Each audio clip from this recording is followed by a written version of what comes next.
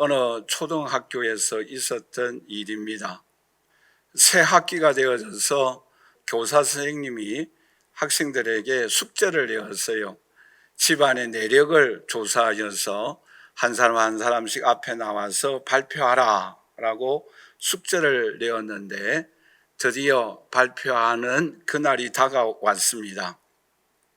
한 사람 한 사람이 앞에 나와서 발표를 하는데 어떤 사람은 전주 27대 손인데 도지사를 하였고, 또 할아버지는 학교장이고, 또 아버지는 학교 선생이고, 이런 소개를 쭉 하였습니다. 근데 이제 많은 학생들이 앞에 나와서 발표를 하였는데 한 학생이 앞을 나왔어요. 이 학생은 처음에는 침묵을 지켰습니다. 교사 선생님도 가슴이 아팠어요. 왜냐하면 그 학생은 보육원에서 나온 그런 학생입니다. 근데 이 학생은 가만히 잠시 있다가 침착하게 소개를 시작하였습니다. 우리 아버지는 하나님이십니다. 우리 가정의 식구들은 너무 많습니다. 그러나 우리 아버지 하나님은 너무나 자상하셔서 모든 한 사람 한 사람 자녀들을 사랑하고 계십니다. 지금도 변함없이 사랑하고 계십니다.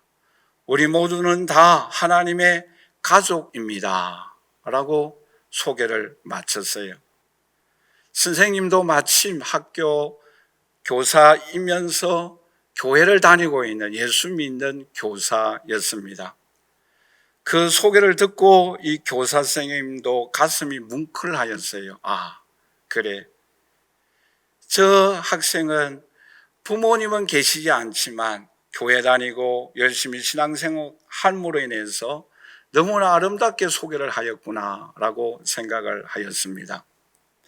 오늘 이 자리에 함께 예배드리는 저와 우리 사랑하신 성도 여러분, 우리는 주 예수 그리스도 안에서 하나님의 가족인 것을 믿습니다. 에베소서 2장 19절 말씀에 이렇게 소개하고 있습니다. 우리 다 같이 읽겠습니다. 그러므로 이제부터 너희는 외인도 아니요 나그네도 아니요 오직 동일한 시민이요 하나님의 권속이라. 권속이라는 뜻은 하나님의 가족이라는 뜻입니다. 여러분, 우리가 하나님의 가족, 하나님의 자녀라는 사실을 누가 정언하고 있는가? 오늘 본 말씀 로마서 8장 16절 말씀에 이렇게 말씀을 하고 있습니다. 우리 다 함께 같이 읽도록 하겠습니다. 성령이 친히 우리의 영과 더불어 우리가 하나님의 자녀인 것을 정언하시나니 라고 말씀을 하고 있습니다. 오늘 저와 여러분들에게 성령이 하나님의 자녀인 것을 정언하고 있는 줄 믿습니다. 그런데 이 성령은 또한 어떤 일들을 하였는가? 창세기 1장 2절 말씀에 보시면 이렇게 말씀을 하고 있죠. 우리 다 함께 같이 읽도록 하겠습니다. 땅이 혼돈하고 공허하며 흑암이 깊음 위에 있고 하나님의 영은 수면 위에 운행하시더라 라고 말씀을 하고 있습니다.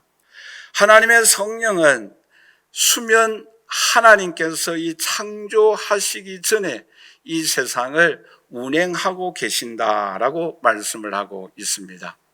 뿐만 아니라 우리가 잘 아는 사도행전 2장 1절부터 3절 말씀에 보시면 성령은 바람과 같이 불과 같이 임하였다라고 말씀을 하고 있습니다. 그런데 신기한 것은 그 성령이 오늘 저와 여러분들 마음 안에 거주하고 계신다라고 말씀하고 있습니다. 로마서 8장 9절에서 10절에 이렇게 말씀을 하고 있죠. 우리 다 함께 같이 읽도록 하겠습니다. 만일 너희 속에 하나님의 영이 거하시면 이라고 말씀을 하고 있지요. 하나님께서 세상을 창조하시기 전에 이 세상을 수면 위에 성령이 운행하셨고 초대교회 때에 바람과 같이 불과 같이 임하였던 그 성령이 우리 안에 거한다라고 말씀하고 있습니다. 여러분, 참 기독교는 신비한 것이 너무나 많이 있어요. 그것이 무엇입니까? 처녀가 아들을 낳았어요. 십자가에 죽은 예수 그리스도가 부활하셨습니다. 오늘 저와 여러분들이 죽고 난 이후에 올라갈 영원한 천국이 있습니다. 그리고 그 성령은 오늘 저와 여러분들 마음 안에 거하고 있습니다. 여러분, 이 성령이 우리 안에 거함으로 인하여서 끊임없이 정언하고 있습니다. 너는 하나님의 자녀이다. 너는 천국에 간다. 너는 예수 그리스도가 너를 위하여 십자가에 죽으시고 부활하셨다. 우리가 올라갈 영원한 천국이 있다라고 이 성령은 끊임없이 우리에게 정언하고 있습니다. 뿐만 아니라 오늘 우리 안에 거하고 있는 이 성령은 오늘 저와 여러분들에게 계수가여서 하나님께서 오늘 저와 여러분들의 아빠, 아버지가 되신다라고 정언하고 계십니다. 뿐만 아니라 그 하나님이 저와 여러분들의 아버지가 되시고 오늘 저와 여러분들은 그 하나님의 자녀가 된다라고 정언하고 있습니다. 오늘 이 자리에 함께 예배드리는 저와 우리 사랑하신 성도 여러분, 오늘 우리가 하나님의 자녀이고 하나님 아버지를 향하여 아빠, 아버지라고 부를 수 있다고 한다면, 이 사실을 우리가 확신한다고 한다면 그 아빠, 아버지에게 늘 항상 가까이 나아감으로 인하여 우리의 소원을 아뢰고 우리의 문제를 아뢰므로 인하여서 하나님의 무한하신 은혜와 능력의 세계를 오늘 저와 여러분들이 경험할 수 있기를 주님의 이름으로 간절히 축원합니다. 그러면 오늘 이 시간 우리가 함께 생각하고자 하는 것은 크게 두 가지입니다. 그것은 오늘 우리 안에 성령이 거함으로 인하여서 우리에게 어떻게 역사하고 있는가? 첫 번째로서는 우리 한번 다 같이 따라서 합니다. 하나님을 아빠, 아버지라 부르게 하신다. 여러분, 세상에는 많은 종교들이 있습니다.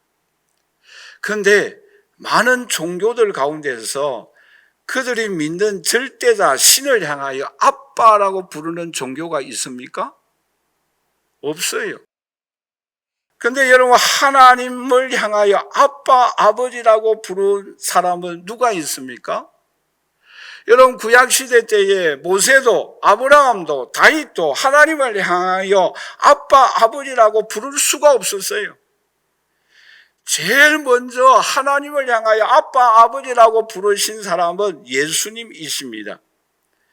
여러분, 그 예수님이 마가복음 14장 36절 말씀에 이렇게 말씀을 하고 있죠. 이르시되 아빠, 아버지여, 아버지께는 모든 것이 가능하오니 이 잔을 내게서 옮기시옵소서. 그러나 나의 원대로 마옵시고 아버지의 원대로 하옵소서라고 간절히 십자가 위에서 그 지시기 전에 그 십자가가 너무나 고통스럽기 때문에 하나님 앞에 할 수만 있다면 이 잔을 내게서 멀리해 달라고 하나님 앞에 아빠, 아버지라고 부르고 있습니다. 자, 그러면 여러분, 왜 우리가 하나님을 향하여 아빠, 아버지라고 부르게 하여 주셨을까요? 왜요? 여러분, 우리 자녀들이 여러분들을 향하여 아버님 편히 주무셨습니까? 라고 인사하는 거하고 아빠 오늘 안녕히 주무셨어요? 라고 인사하는 거하고 어느 것이 더 친근감을 느끼게 합니까? 아빠잖아요. 이 아빠라고 부르게 한 이유는 크게 두 가지예요. 하나는 친근감을 느끼게 하기 위함입니다. 그리고 또 하나는 하나님의 사랑을 너무나 깊이 느끼게 하기 위하여 아빠라고 부르게 하였어요. 여러분, 우리나라에 유명한 그러한 목사님들이 많이 계시지만 한경직 목사님을 여러분들 아실 것입니다. 이분이 99세까지 사셨어요. 근데 이분은 90세 이후에도 끊임없이 기도할 때에 아빠, 아버지여라고 기도하였다고 합니다. 왜요? 너무나 친근감 있게, 너무나 하나님의 사랑이 그립기 때문에 아빠, 아버지여라고 불렀다고 합니다. 오늘 이 자리에 함께 예배드리는 저와 우리 사랑하시는 성도 여러분, 우리가 부르고 강구하는 이 아빠, 아버지는 그럼 어떤 분이십니까? 우리가 조금 전에 예배 시작할 때 사도신경을 고백하였지 않습니까? 그 사도신경에도 우리가 첫 구절이 무엇입니까? 전능하사 천지를 만드신 하나님 아버지를 내가 믿사오며 라고 말씀하고 있습니다. 우리가 믿고 의지하는 그 하나님은 전능하신 하나님이십니다. 그뿐만 아니라 여러분, 우리가 주기도문에서도 첫 구절이 뭐예요? 하늘에 계신 우리 아버지여라고 말씀하고 있습니다. 여러분, 99세 된 아브라함에게 그의 부인 사라도 경수가 끊어져서 아이를 낳을 수 없는 그 아브라함과 사라에게 하나님은 찾아가셨어요. 그러면서 하나님께서 아브라함에게 사라에게 하신 말씀이 무엇입니까? 창세기 17장 1절 말씀이 이렇게 말씀하고 있죠. 우리 다 함께 같이 읽도록 하겠습니다. 아브라함이 99세 때에 여호와께서 아브라함에게 나타나서 그에게 이르시되 나는 전능한 하나님이시다라고 말씀하고 있습니다. 여러분, 제가 여러분들이 믿고 있는 하나님은 아빠, 아버지는 어떤 분이십니까? 모든 것을 아시고 모든 것을 하실 수 있는 전지전능하신 하나님이신 줄 믿습니다. 여러분, 출애굽기 3장 14절 말씀해 보시면 그 하나님은 어떤 분이십니까? 스스로 계신 하나님이십니다. 영원 전부터 영원까지 계시는 언제나 지금 현재이신 하나님이십니다. 여러분, 역대상 29장 11절부터 12절 말씀에 하나님은 어떤 분이신가 구체적으로 말씀하고 있는데 우리 다 함께 같이 읽도록 하겠습니다. 여호와여, 위대하심과 권능과 영광과 승리와 위엄이 다 주께 속하여 사오니 천지에 있는 것이 다 주의 것이로소이다. 여호와여, 주권도 주께 속하여 사오니 주는 높으사 만물의 머리이심이니라. 부가 기가 주께로 말미암고 또 주는 만물의 주제가 되사 손에 권세와 능력이 있사오니 모든 사람을 크게 하심과 강하게 하심이 주의 손에 있나이다 라고 말씀하고 있습니다. 여러분, 여기에서 몇 가지가 나옵니까?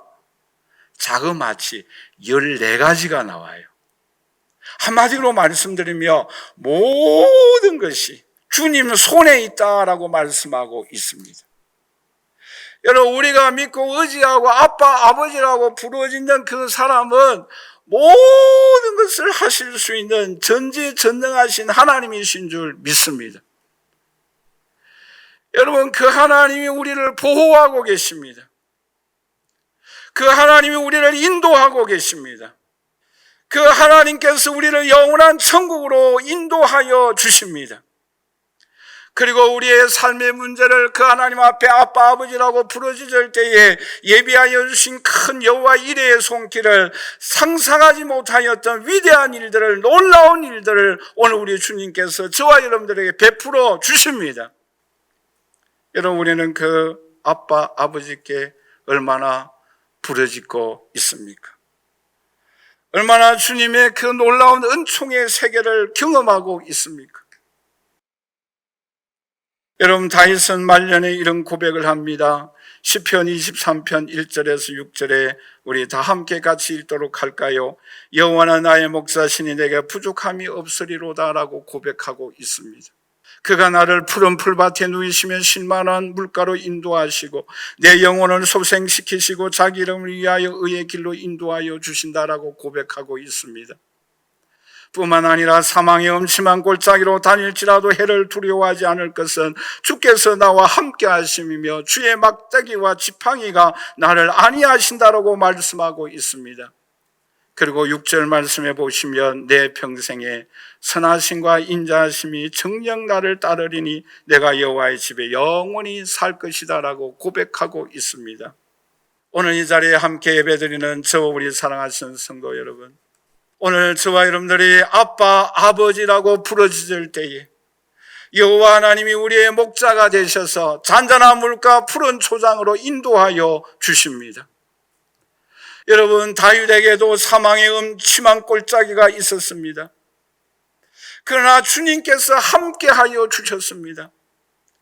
주의 막대기와 지팡이로 그를 인도하여 주셨습니다. 여러분, 오늘날 우리에게도 코로나 바이러스로 인하여 매우 어렵습니다. 여러분, 지구촌 곳곳에는 홍수와 많은 피해가, 자연재해가 일어나고 있습니다. 이번 주간에는 우리나라에도 태풍이 올라온다고 합니다. 또한 많은 비가 내린다고 합니다. 여러분, 권력은 차별금지법을 제정하려고 합니다. 교회 폐지법을 세우려고 합니다. 사망의 엄침한 골짜기들이 오늘 우리 주변에 너무나 많이 일어나고 있습니다. 사고와 사건과 재난들이 우리에게 찾아오고 있습니다. 골리앗이 우리를 막고 있습니다. 홍해가 우리를 막고 있습니다. 요단강이 우리를 가로막고 있습니다. 그럴 때 오늘 우리가 어떻게 나아가야 할 것입니까?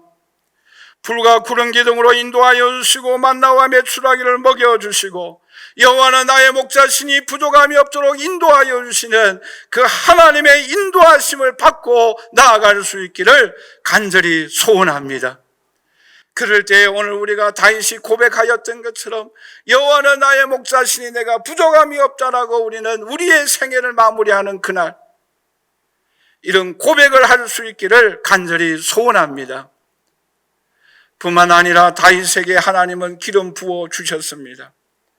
다윗은 내 평생의 선하심과 인자하심이 정녕 나를 따름으로 인하여 여호와의 집에 영원히 살 것을 고백하고 있습니다. 아버지 하나님은 오늘 저와 여러분들 영원한 하나님의 나라로 인도하여 주십니다. 그 나라와 그 의를 구할 수 있기를 간절히 소원합니다.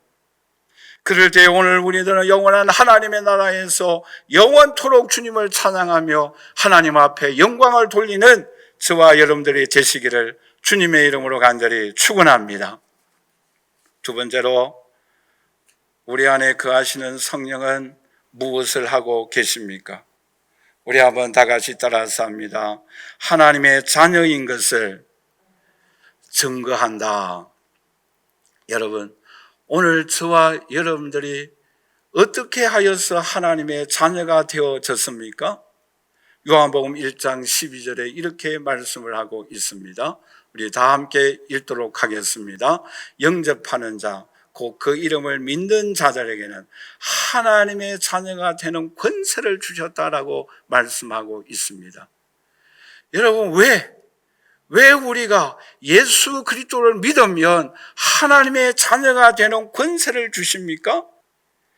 예수 그리스도께서 저와 여러분들이 죄인 가운데 있었을 때에, 하나님과 원수 되어졌을 때에 우리를 위하여 예수님이 십자가에 못 박혀 죽어오셨기 때문인 줄 믿습니다. 예수님이 우리가 죽어야 할, 우리가 담당하여야 할 모든 형벌들을 예수님이 대신 다 져주셨어요. 고난과 멸시와 천대를 경험하였습니다. 누구 때문에? 나 때문에. 그렇기 때문에 그 예수 그리스도를 믿으면 하나님의 자녀가 되는 권세를 오늘 저와 여러분들에게 베풀어 주십니다. 우리가 하나님의 자녀가 된 이후에도 여러분, 그런 때가 있잖아요. 내가 하나님의 자녀인가? 여러분, 저는 그런 때가 있는데 여러분들은 신앙이 좋아서 없는 것 같아요. 하나님이 나를 얼마나 사랑하고 계시는가? 그런 마음이 들 때마다 성령은 내 안에서 너는 당연히 하나님의 자녀이다. 너는 내가 너의 아버지가 된단다. 이 성령은 끊임없이 우리에게 증거하고 있습니다. 그러므로 이 로마서 8장은 성경 가운데 가장 귀중한 성경이라고 말을 합니다. 이 성경 로마서 8장에는 8가지 증거를 하고 있어요. 내가 하나님의 자녀인 것을 증거하고 있습니다. 하나님의 나를 사랑하고 있다는 것을 증거하고 있습니다.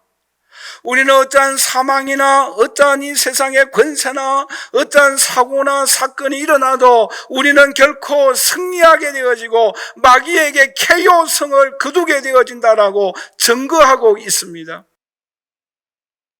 오늘 저와 여러분들에게 하나님의 자녀가 되는 권세를 오늘 저와 여러분들에게 주신 줄 믿습니다.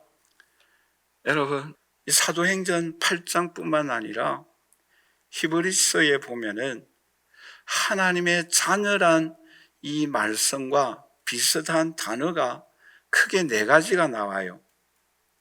하나는 뭔가 하면은 하나님의 자녀, 또 하나는 하나님의 아들, 그리고 또 하나는 상속자, 그리고 또 하나는 장자라는 표현이 나옵니다.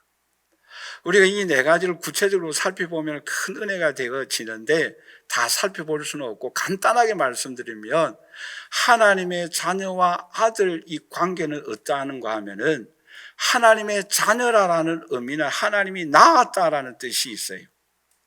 그리고 하나님의 아들이라는 뜻은 법적인 양자라는 뜻이 있습니다. 여러분, 그런데 예수님이 살았던 시대가 로마 시대잖아요. 그런데 로마 시대 때의 황제가 어떤 사람이 되는가 하면은 양자를 삼아서 황제가 되게 한 법이 있습니다.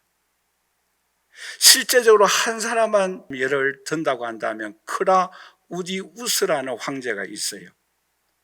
그 황제는 자기 아들을 황제로 삼지 아니하고 그게 후계자로서 누구를 삼았는가 하면 우리가 잘 아는 네로 황제입니다. 네로 황제는 클라우디우스의 황제의 친아들이 아니에요. 양자로 삼아서 황제가 되게 했습니다. 여러분, 이것을 오늘 우리에게 적용시켜 보십시오. 오늘 저와 여러분들 하나님의 아들로 태어났습니까? 아니에요.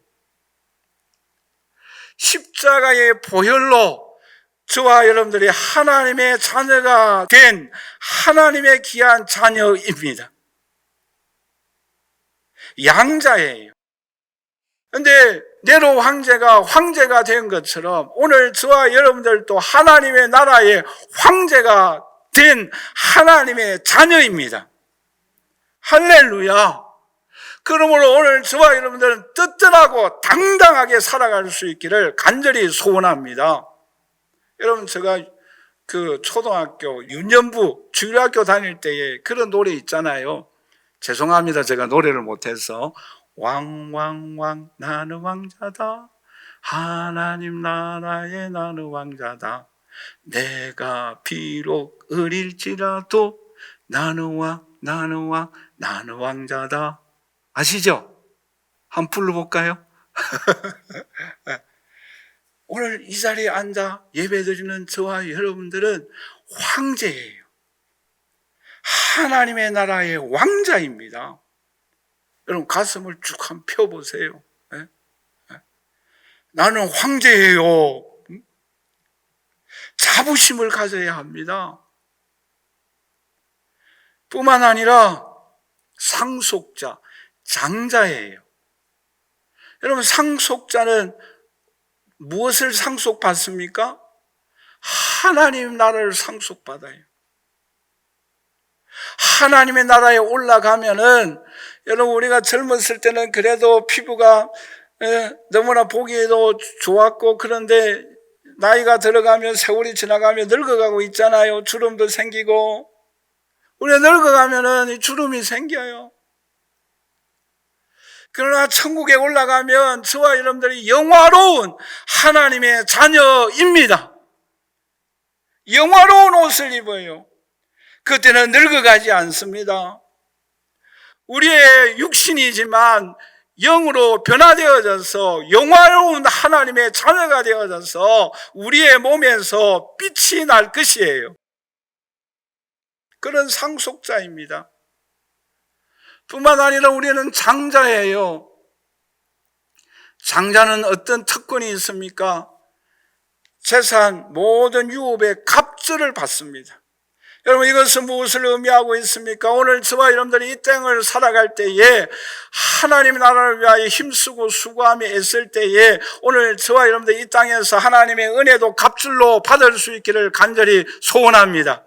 축복도 간절히 사모하여서 갑절의 은총을 받을 수 있기를 간절히 소원합니다. 능력도 갑절로 받으시기를 간절히 소원합니다. 건강도 지식도 갑절의 은혜와 축복을 받을 수 있기를 간절히 소원합니다. 오늘 하루 종일 할까요? 무한한 하나님의 은혜의 세계가, 능력의 세계가 갑절의 은총을 오늘 우리에게 주시기 위하여 오늘 저와 여러분들 장자로 삼아 주셨어요. 얼마나 감사합니까? 그것이 내 안에서 성령으로 계속해서 증언하고 있습니다. 너는 하나님의 자녀이다. 너는 하나님의 아들이다. 황태자이다. 너는 장자이다. 갑절의 은혜와 축복과 능력을 받을 수 있다. 너는 천국의 상속자이며 영화로운 몸을 입고 영원한 천국에서 영원히 살 하나님의 상속자, 하나님의 자녀이다. 여러분, 오늘 우리가 이 사실을 깨달으면 오늘 우리가 이 땅에서 어떻게 살아갑니까? 크게 세 가지를 교훈하고 있습니다. 하나는 우리 한번 다 같이 따라 살까요? 자존감을 가진다. 오늘 우리가 자존감을 가지게 됩니다. 여러분, 미국의 한 시골 마을에 벤 쿠퍼라는 사람이 있습니다. 이 사람은 아주 작은 아이로 미숙가로 출생을 합니다. 그러므로 이 마을에서 말하자면 왕따를 받습니다. 그리고 또 이 사람의 결정적인 장애는 뭔가 하면은 사생아예요. 아버지가 누군지 몰라요. 그러므로 그 마을 주민들이 저 아이하고는 절대 놀지 말아라. 저 아이하고는 이야기도 하지 말아라 라고 부모님들이 말씀을 하십니다. 그런데 이 쿠프라는 사람이 위로받을 곳은 교회밖에 없어요. 마을에도 학교에도 그 누가 대화하지 않아요. 근데 어느 날 교회에 나갔는데 교회에 마침 새로 부임한 목사님이 오셨어요. 그런데 이 목사님이 쿠프라는 어린이에 대해서, 집안에 대해서 잘 모르잖아요. 그러니까 이 어린 12살 때 교회에 나왔는데 15살 정도 돼서 만났을 때에 이 새로 부임한 목사님이 이 쿠퍼라는 이 어린이에게 이렇게 말합니다. 너의 부모님이 누구니? 라고 물어봐요. 너의 아버지가 누구니? 쿠퍼의 마음이 그때부터 뭐예요? 마을에도 내 친구가 없고 교회 와도 목사님도 내 부모가 누구냐? 가슴이 막 찢어지게 아픈 거예요. 그래도 이 쿠퍼는 위로받을 곳은 오직 교회밖에 없기 때문에 매주마다 교회를 나왔어요. 그런데 이 새로 부임한 목사님이 이 쿠퍼에 대해서 이제 알기 시작했어요. 저 어린아이는 아버지가 모르는 사생아로 태어난 어린이구나 라는 것을 깨닫고 목사님이 지혜롭게 그 쿠퍼를 만날 때마다 이런 말을 합니다. 너 아버지는 하나님이야. 너의 아버지는 하나님이야. 자신감을 가져. 그 하나님이 너를 사랑하셔. 그 하나님이 너를 지켜보고 계셔. 그 말에 이 쿠퍼는 큰 힘을 얻었어요. 그리고 열심히 공부합니다. 그리고 나중에 커서 이 사람은 주지사가 2번이나 되어집니다. 이분이 나중에 이런 고백을 합니다. 너의 아버지는 하나님이야. 자신감을 가져. 그 목사님의 말씀이 그의 마음에 큰 위로가 되어지고 힘이 되어지고, 그래, 나는 하나님의 자녀야. 하나님이 나와 함께 하셔. 열심히 공부해서 주지사가 연임되어지는 은총과 축복을 받게 되어지는 하나님의 사람이 됩니다. 여러분, 오늘 우리는 하나님의 자녀예요. 황태자예요. 우리는 천국에 올라갑니다. 우리는 이 땅에 잠시 살다가 떠나가는 나그네입니다. 그러므로 오늘 우리는 자신감을 가지고 자존감을 가지고 담대하게 살아갈 수 있는 오늘 저와 여러분들이 되시기를 주님의 이름으로 간절히 축원합니다. 뿐만 아니라 내가 이러한 하나님의 자녀인 것을 확신하면은 두 번째, 우리 한번 다 같이 따라서 할까요? 누리게 되어진다. 우리 로마서 5장 1절 2절 우리 다 함께 같이 읽도록 하겠습니다. 그러므로 우리가 믿음으로 의롭다 하심을 받았으니 우리 주 예수 그리스도로 말미암아 화평을 누리자. 또한 그로 말미암아 우리가 믿음으로 서 있는 이 은혜에 들어감을 얻었으며 하나님의 영광을 바라보고 즐거워한다라고 말씀하고 있습니다. 오늘 이 자리에 함께 예배드리는 저와 우리 사랑하시는 성도 여러분, 우리 아버지 하나님은 위대하십니다. 그 하나님은 우리와 함께하여 주십니다. 그러므로 그 하나님이 함께 하심을, 이 행복을, 이 은혜를, 이 축복을 누리는 하나님의 자녀들이 되시기를 주님의 이름으로 간절히 축원합니다. 우리는 이 은혜의 세계를 누려야 합니다. 경험해야 합니다. 여러분, 오늘 우리가 예배드릴 때에 하나님의 임재를 누릴 수 있기를 주님의 이름으로 간절히 축원합니다. 하나님의 하늘문을 여시고 우리에게 축복하여 주시는 축복을 누릴 수 있기를 주님의 이름으로 간절히 축원합니다. 여러분, 필립 다그니치라는 학자는 이런 말을 했어요. 하나님이 우리 자녀들을 위하여 베푸는 잔치에 참여하여서 하나님의 은혜의 맛도 경험하고 하나님의 능력의 맛도 경험하고 하나님의 치유의 맛도 경험하라라고 우리에게 말씀하고 있습니다. 여러분, 하나님의 은총의 세계, 능력의 세계, 성령의 능력의 세계만 생각하더라도 너무나 엄청난 세계이지 않습니까? 여러분, 이 성령의 은혜의 세계만 우리가 생각하더라도 겨우 발목에서 헤매고 있는 사람이 있는가 반면에 무릎에서 또 허리에서 헤엄치고 다니는 사람이 있지 않습니까?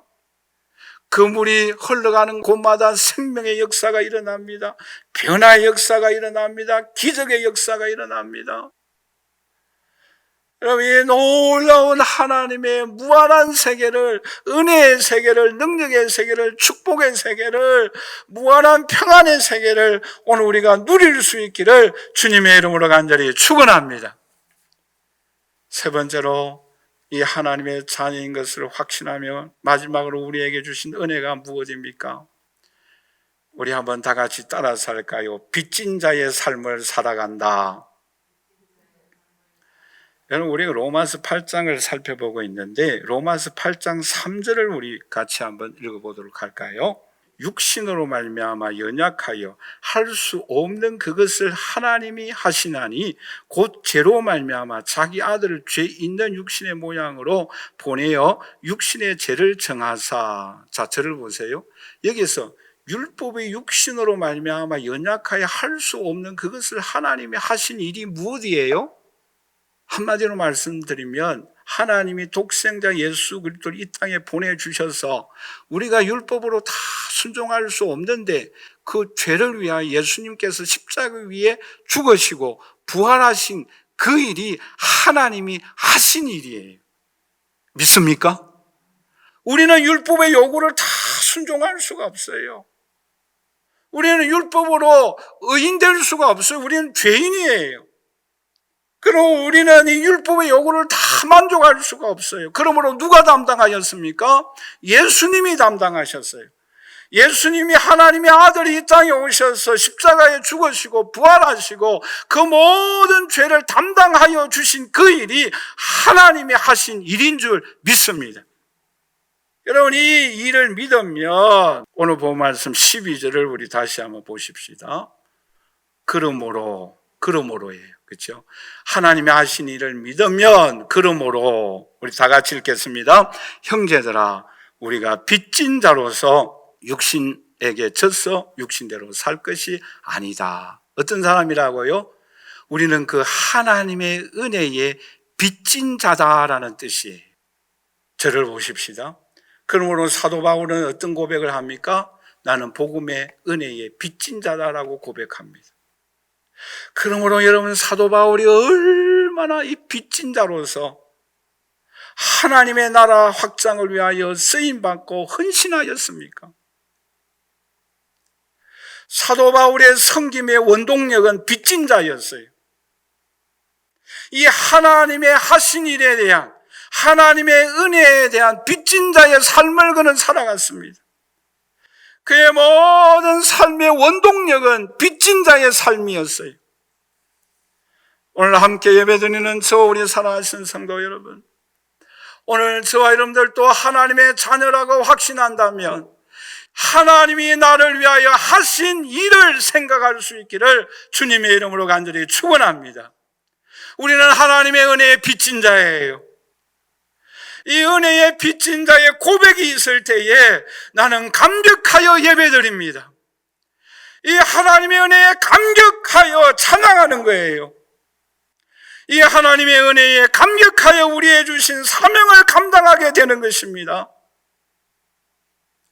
이 하나님의 은혜에 감격하여, 하나님의 하신 일에 감격하여 오늘 우리가 가정생활하고 직장생활하고 학교 생활하고 우리가 예배드리고 하나님 앞에 찬양할 때에 하나님이 영광을 거두시게 되는 줄 믿습니다. 말씀을 맺도록 하겠습니다. 오늘 이 자리에 함께 예배드리는 우리 사랑하신 성도 여러분, 성령은 우리 안에서 하나님을 향하여 아빠, 아버지라 부르짖게 하십니다. 여러분, 그 아빠에게 사랑을 고백하십시다. 그 아빠에게 나의 사정을 아뢰도록 하십시다. 그분은 전지전능하신 분이십니다. 모든 것이 주님의 손에 있습니다. 그분은 우리에게 필요한 모든 것을 아낌없이 공급하여 주십니다. 왜요? 독생자 예수 그리스도를 우리에게 주신 분이십니다. 그분이 우리의 아버지이십니다. 그분의 자녀가 바로 저와 여러분입니다. 우리는 담대하게 주님 앞에 나아가십시다. 우리는 그분의 은혜와 능력과 축복과 영광의 세계를 경험하십시다. 누리도록 하십시다. 그리고 그 은혜에 감격하여 빚진 자의 삶을 살아가십시다. 거기에 행복이 있고, 거기에 평안이 있고, 거기에 능력이 있고, 거기에 하나님의 영광이 나타나게 됩니다. 이러한 은총과 축복이 저와 여러분들에게 임할 수 있기를 주님의 이름으로 간절히 축원합니다.